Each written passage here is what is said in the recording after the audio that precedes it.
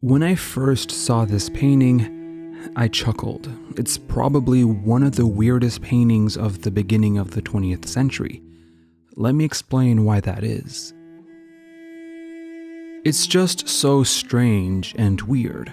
I mean, the painting is beautiful. The way the colors all mix both chaotically and somehow harmoniously is absolutely stunning. The peacefulness of the blue sky brings out the flamboyant ground. It's so tumultuous that you might run the risk of not even seeing the nude woman laying in the storm. It's almost abstract, and I find it absolutely beautiful. But there's a catch. I didn't show you the whole picture. Odilon Redon, the artist who painted this masterpiece, painted a Cyclops right in the center of his work. And it's one creepy Cyclops. His single oversized eye is disturbingly staring at the viewer. But though he's supposed to be a man-eating monster, the Cyclops seems appeased by the scenery. His head is slightly tilted to the right, and it almost looks as if he's smiling. My first impression was, strangely enough, that he was in love, but that would be absurd, right? Well, not completely. The myth this is depicting is the story of Polyphemus, a Cyclops known for his ruthless violence, who falls in love with the naiad Galatea. It's a wonderful story about how even the cruelest of monsters still longs for love and acceptance. Odilon Redon is doing something pretty important here. He's making us want to accept this shy giant timidly hiding behind rocks, peeking out and dreaming of a world where he would be loved. That's not how Polyphemus is usually depicted. It's often hard to sympathize with him.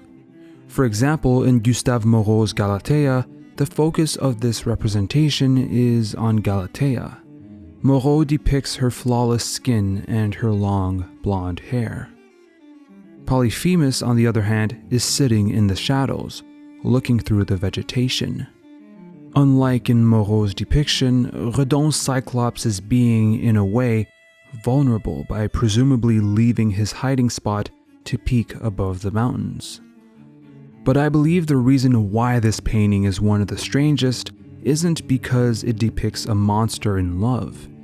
To understand it, we must go a couple of years back and look at Odilon Redon's body of work. Redon gained notoriety with his noir, and it's not hard to see why. These black and white drawings, sketches, and etchings depict nightmarish scenes, both in a scary way, but also in a way which arouses our curiosity. I mean, these images are fascinating to look at. Just look at the crying spider. It's super creepy, but also it's super interesting because this creature came out of a man's mind. At the end of the 19th century, Odilon Redon was one of the main figures of Symbolism, an art movement that rejected the idea of representing the world as it appears. Symbolists opposed both realism and impressionism, the prevalent art movements at the time.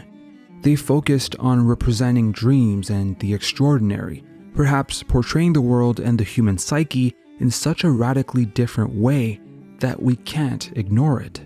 I mean, there's an undeniable different experience when looking at, for example, one of Cézanne's Mont Sainte-Victoire and the guardian spirit of the waters.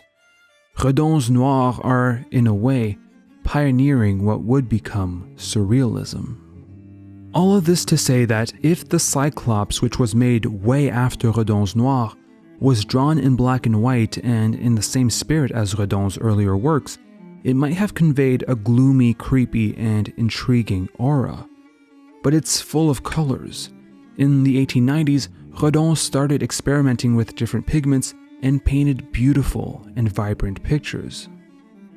I feel like the reason why the Cyclops is such a weird painting is because it's a great embodiment of so many different contradictions. You see the tension between Redon's earlier depictions of monsters and his interest for colors. You see the tension between the excited storm of colors and a calm blue sky. You see the tension between a divine nymph and a hideous monster, between good and evil, between love and hatred. All of these conflicting elements, all of these contradictions, they create this strangeness. There's nothing in this painting which we can settle on. Everything is a conflict. In many ways, this accumulation of conflicts leads to the one ultimate tension, the tension that makes this painting so interesting. The tension between our expectations and what's presented to us. Thank you so much for watching. This was a short and sweet video because I'm currently working on a bigger project which I'm super excited to post.